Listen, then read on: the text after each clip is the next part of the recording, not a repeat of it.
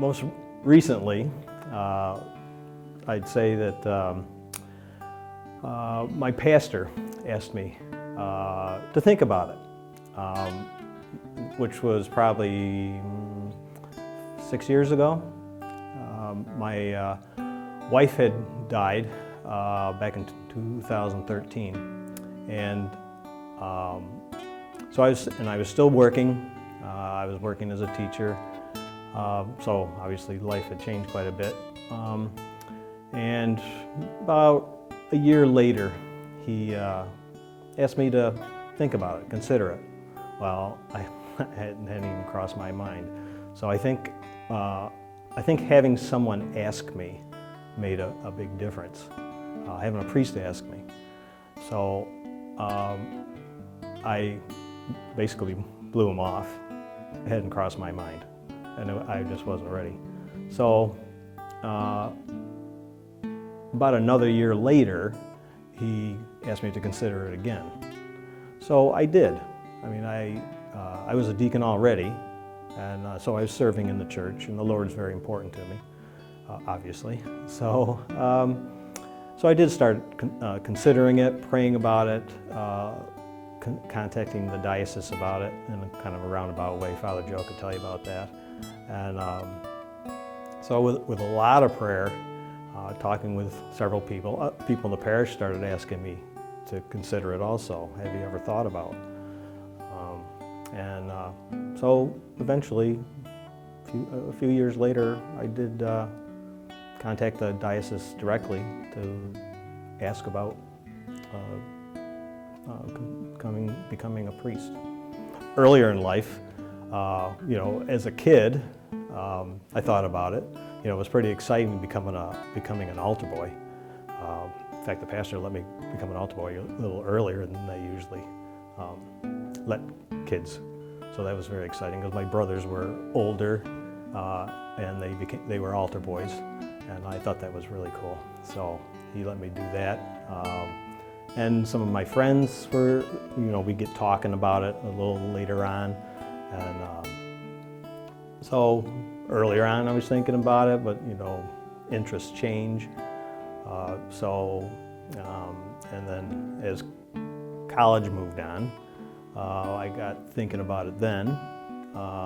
As college was progressing, and again, interests start changing. And then I guess you could say I got, again, interest changes. I met my wife. That certainly changed my interest. But God works in His ways.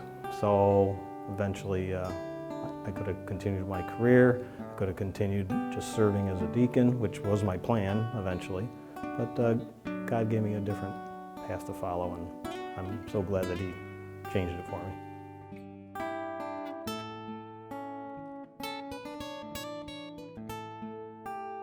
My parents are always very active in the church, ever since I was young. Let's say my mom was always participated in the Altar Rosary Society. She still does. She sings in the choir, always did. My dad was always active in the school, raising funds and whatnot, active in the church. They were always, very active members of the church. We prayed at home, like say around Lent. We'd have family rosary together, and they kept us, my brothers and myself, active. We went to Catholic school at St. Mary's in Cortland, and so it was just natural to participate in the church. So, and they've always encouraged us to keep active, and my brothers and I still are, and my mom still is, even to this day. So it was just natural to participate in your faith.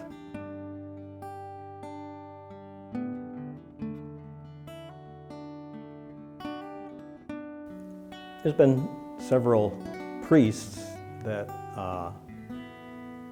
piqued my interest in pursuing the priesthood. One of them was Bishop Costello. fascinating to listen to. I could listen to him for hours. Such a brilliant man, but so spiritual. He just brought that out. What a love for the Lord and love for the people. I'd like to follow suit of Bishop Costello, just listening to him, and such a good conversationalist too. But other men as well. The first, again, having a priest call you to something a little bit more deep as an active member of the parish makes a difference. Father Steve Workus, he asked me to consider become a permanent deacon. And again, with a lot of thought and prayer, and at that time talking with my wife about it, that made me consider it, asking the Lord about it, and it seems at the time it was the perfect thing to do, and it was such a wonderful ministry. And then later on, my pastor at the time was Father John Canaro. He's the one who asked me to consider it, and then and pursued it with me, and that was quite the blessing to me.